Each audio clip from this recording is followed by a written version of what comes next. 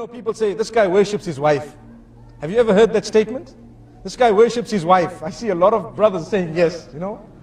That is not, the meaning of it is not worship as in rendering an act of worship for. No, all it means is he obeys his wife's instructions. That's what it means.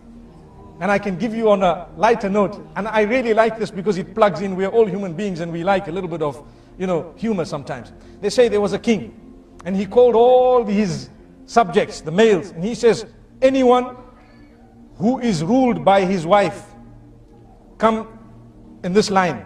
And whoever rules his wife, where, you know, the instructions are not obeyed, so to speak, or they come from you as a man, then you stand in this line. So the whole community stood in the wrong line. Allahu Akbar.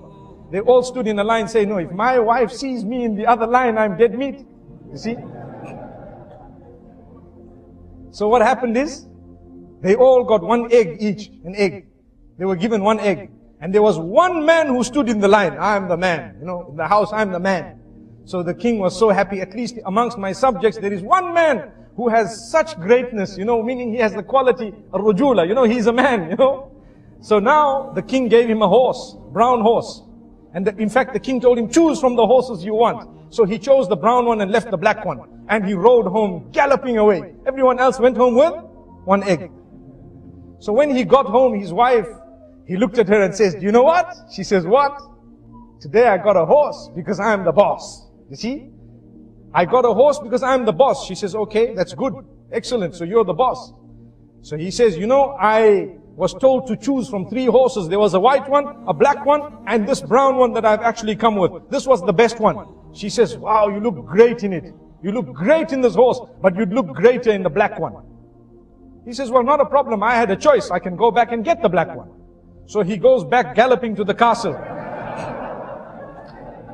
And he says, oh king. The king says, yes, what's happening? He says, I just want to swap my horse. He says, why?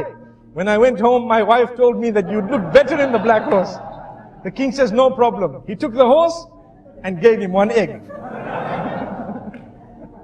Allahu Akbar. So, the moral of this story is obedience. We're talking of obedience. People say you worship someone when you obey them. You know, people say this man worships his wife because he obeys. Wallahi, we don't even understand that the example of Allah is higher. We can never ever equate Allah with any human being.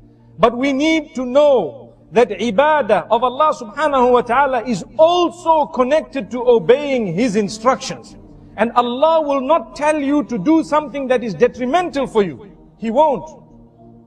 Whatever Allah has instructed you to do, and whatever He has asked you to abstain from, all of that is for your benefit, oh man. Why is it that we want to look at it and think that this is very difficult when, if someone were to tell us to do something that is not beneficial for us, because we love them, we might end up doing it. Why is it that we don't show higher love for Allah subhanahu wa ta'ala?